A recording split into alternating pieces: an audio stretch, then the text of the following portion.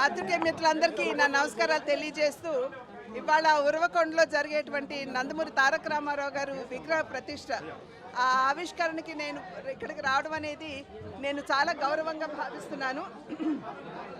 నందమూరి తారక రామారావు గారు పరమపదించి 28 సంవత్సరాలు అవుతున్నప్పటికీ కూడా నేటికి సైతం ప్రతి ఒక్క తెలుగువాడు వారి హృదయ పీఠిక మీద వారిని ప్రతిష్ఠించుకుని ఆరాధిస్తున్నారంటే వారి యొక్క గొప్పతనం ఏమిటో మనందరికీ కూడా అర్థమవుతుంది.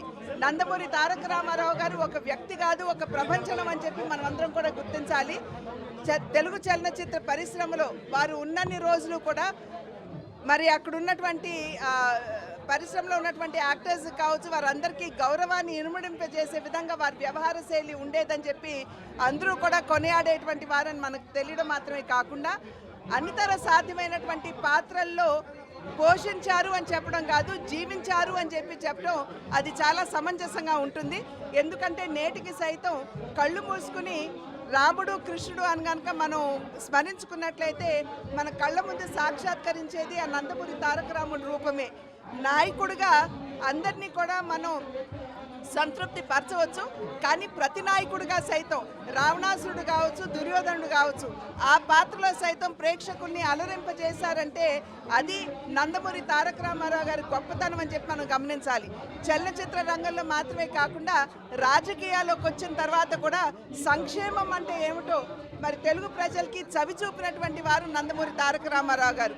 2 రూపాయలకి కిలో బియ్యం కావచ్చు, పక్కా గృహ నిర్మాణం కావచ్చు, జనతా వస్త్ర పథకం కావచ్చు, పేదవాడి యొక్క అవసరాలని గుర్తించి రాజకీయాన్ని అది అధికారం కోసం కాదు కానీ సేవా మాధ్యమంగా ఏ విధంగా వినియోగించుకోవాలో నందమూరి తారక రామారావు గారు రాజకీయ అందరికీ కూడా తెలియజేసినటువంటి నేపథ్యం.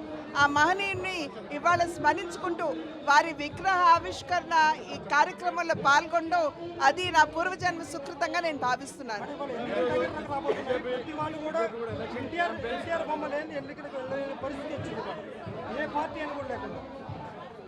ఇందాక నేను చెప్పినట్లుగా వారు సంక్షేమం అన్న పదానికి సరికొత్త నిర్వచనం.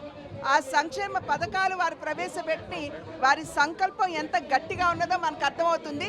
నేటికి సైతం రాష్ట్ర స్థాయిలో కావచ్చు, జాతీయ స్థాయిలో కావచ్చు, వాటిని పేరు మార్చినా కూడా యథావిధిగా కొనసాగించేటువంటి పరిస్థితి వాళ్ళ దేశంలో రాష్ట్రం మనం చూస్తున్నాం.